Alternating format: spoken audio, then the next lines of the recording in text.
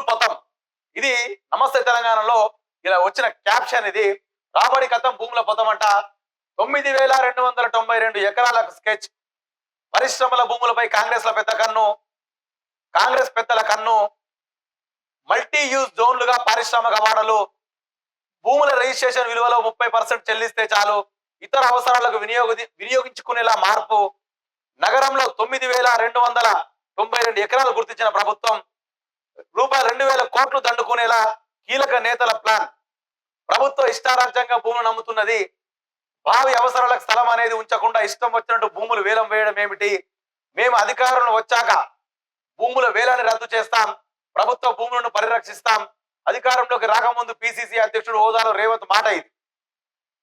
అంటే రేవంత్ రెడ్డి గారు గవర్నమెంట్లకు రాకముందు ఆయన మాట్లాడిన మాట ఎప్పుడు?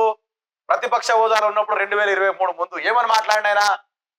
అప్పుడున్న బీఆర్ఎస్ గవర్నమెంట్ ఇష్టారాజ్యంగా భూములు అమ్ముతున్నది. భావి అవసరాలకి, భావి తరాలకి భూమి అనేది లేకుండా చేస్తున్నది. ఇష్టం వచ్చినట్టు వేలం వేయడం ఏంది? మేము అధికారం అంటే కాంగ్రెస్ పార్టీ అధికారంలోకి రాగానే దాన్ని తిరిగి భూముల వేలం రద్దు చేస్తాం. అప్పుడు ఏదైతే బీఆర్ఎస్ గవర్నమెంట్ వేసిందో వేలాలు భూముల గురించి అవిటిని రద్దు చేస్తారంట వచ్చినాక అని చెప్పింది ఎవరు? సాక్షాత్తు ఇప్పుడున్న ముఖ్యమంత్రి రేవంత్ రెడ్డి గారు. లాస్ట్కి వస్తే ఏమైంది? కానీ ఆయన ముఖ్యమంత్రి అయ్యాక ప్రభుత్వ భూముల అమ్మకం మరింత తీవ్రమైంది. మల్టీ యూజ్ జోన్లకు మినహాయింపు లేదు. లాంగ్ స్పేస్ కు లెక్కే లేదు. పారిశ్రామిక భూములను వదిలిపెట్టట్లేదు. ఆయన అప్పుడు గవర్నమెంట్ రాకముందేమో ఒక మాట ముఖ్యమంత్రి రేవంత్ రెడ్డి గారు. గవర్నమెంట్ వచ్చినాక పరిశ్రమల భూములపై కాంగ్రెస్ పెద్దల కన్ను. భూముల రిజిస్ట్రేషన్లు కూడా విలువలో కూడా 30% చెల్లిస్తే చాలంట. ఏ అవసరాలకైనా వాడుకోవచ్చు. నగరంలో 9292 ఎకరాలు గుర్తించిన ప్రభుత్వం 1000 కోట్లు దండుకునేలా కాంగ్రెస్ పార్టీకి సంబంధించిన కీలక నేతల స్కెచ్ అది. ఇక అర్థం చేసుకోరు. గెలవక ముందేమో రేవంత్ రెడ్డి గారు ఒక మాట, భూములు మొత్తం మేము కాపాడతాం, భావి తరాలకు భూములు లేకుండా పోతున్నాయని చెప్పేసి. ఇప్పుడేమో అడ్డదిడ్డం వేలం వేస్తారని అప్పుడు ఆయన మాట్లాడిండు. ఇప్పుడు ఆయన గవర్నమెంట్కి వచ్చిన తర్వాత భూములు లేచి అమ్ముతుండట.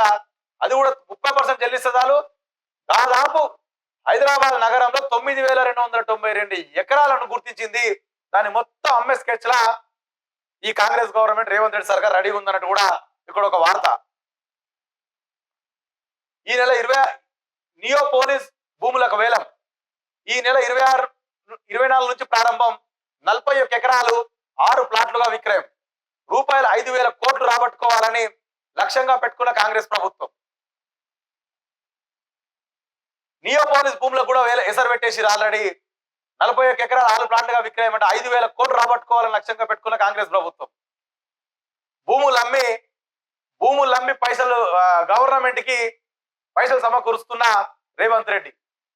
ఇది అంటే బయట నుంచి పెట్టుబడులు తెచ్చో లేదా తెలంగాణ రాష్ట్రంలో ఆర్థికంగా సంబంధించి అభివృద్ధి ఏదైనా చూపించి అభివృద్ధి చేసి దానితోటి లాభాలు స్టడీ చేసుకోవాలి. కానీ అప్పుడేమో వాళ్ళు భూములు అమ్మిరని చెప్పేసి వాళ్ళని తిట్టిండు బీఆర్ఎస్ వాళ్ళని.